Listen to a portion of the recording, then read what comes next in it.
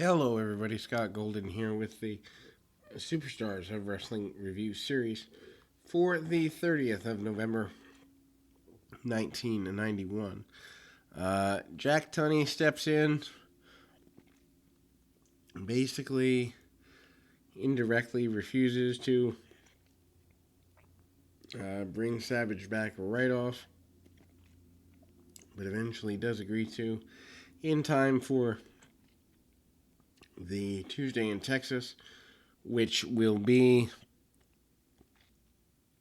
I believe, the first Tuesday in December, and obviously that is a big deal. The return of Randy Savage to active action.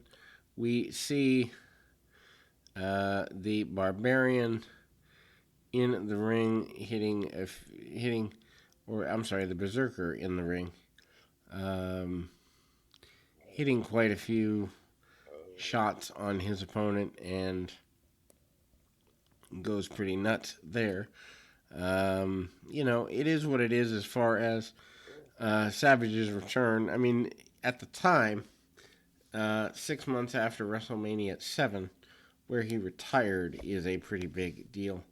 And that's kind of, I guess some would say, insulting. Barbarian coming back after being gone, not having a manager this time. A little bit weird. Punch, kick, and basic stuff by the Barbarian. Barbarian does get backed up by the enhancement talent. Makes his way back in the ring after annihilating the young guy. Hits him with a big boot and basically takes him out almost permanently. Or it looks like that anyway. Big slam by the Barbarian, and Barbarian goes to the top and manages to annihilate his adversary with a clothesline. Upcoming promises of matches in the Boston area: Ric Flair and Roddy Piper, Ric Flair and Hulk Hogan. Flair basically still doing the Real World's Champion gimmick with a distorted championship this time. By this point, the cease and desist letter has been put forward by World Championship Wrestling. We then move to an enhancement match. This time, Von Krus against the Big Boss Man. Von Krus later becomes Vito in the World Championship Wrestling area. Big kick by the Boss Man, who, still in this era is in the best shape of his career.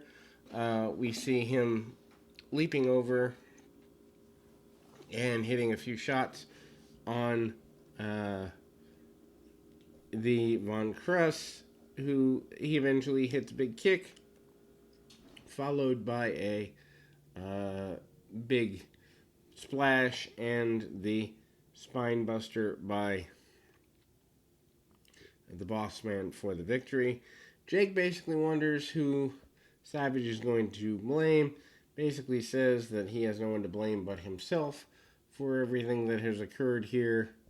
And then we move to the review of what happened. Savage says he's ready to take the Snake Man out. It's not going to be a match, it's going to be a fight, and we all need to be reasonably uncomfortable and somewhat afraid.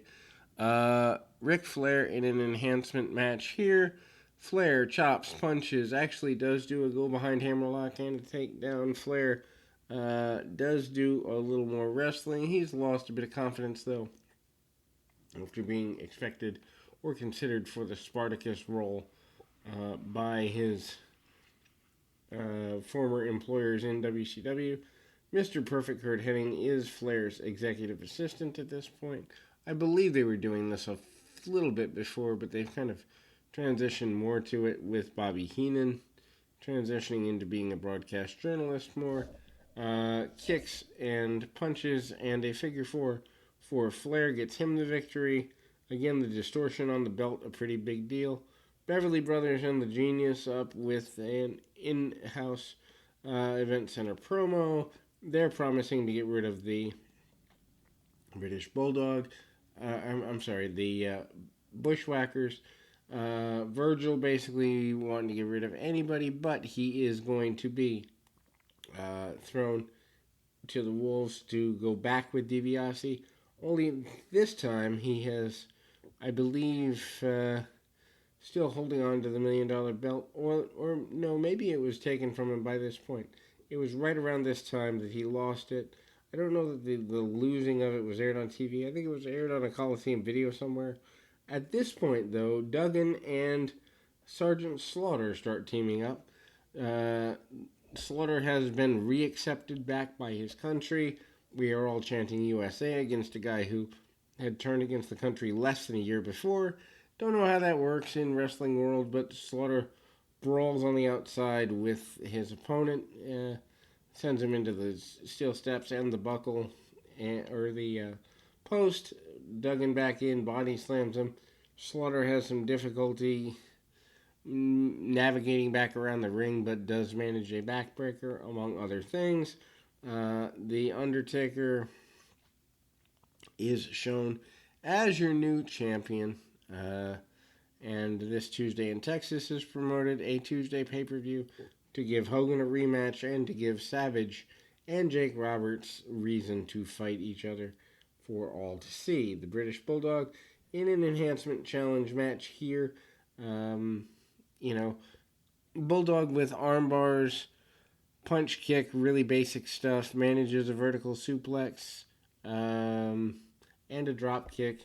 Bulldog at this point really starting to put on some muscle mass that doesn't fit his frame. That continues back and forth through 95. Sometimes he's better than others that way. Big power slam and a victory for the British Bulldog. Then we go to IRS, who promises victory for himself at the upcoming Nassau Coliseum fight, or Madison Square Garden actually tonight. Just matches on that card for anybody interested. Includes IRS and the Boss Man, the Mountie, and Bret Hart for the Intercontinental Championship. Of course, that championship change doesn't happen until January, with Bret losing in January. Rockers and the Nasty Boys, Madison Square Garden on the 30th of November here. Actually, that's available on the network if you're interested in that. And yes, I will eventually be reviewing those great Madison Square Garden cards. And of course, your main event for that event is Hulk Hogan and Ric Flair. Odd that they would take the belt off of Hogan before giving him a run with Flair. But that's just one of the oddities. Repo Man back out, ties his opponent to the Tree of Woe, actually unties his boot and ties it to behind the buckle and tries to rip out the knee of the opponent. The referee helps him down, although that really doesn't help him very much. Big slam by the former Smash, aka the Repo Man, and Repo Man uses his toe rope post-match to completely obliterate his opponent, and Repo Man does get a victory after a half crab, or actually a leg lock, and the opponent taps out. He switches to the half crab later. Hogan basically apologizes for losing the championship at Survivor Series due to the interference of Ric Flair. He carries on about this for a couple of minutes, promises to get it back at Tuesday in Texas. Final plug for the Tuesday in Texas pay-per-view. It's called the best value in sports entertainment, and we close on that note.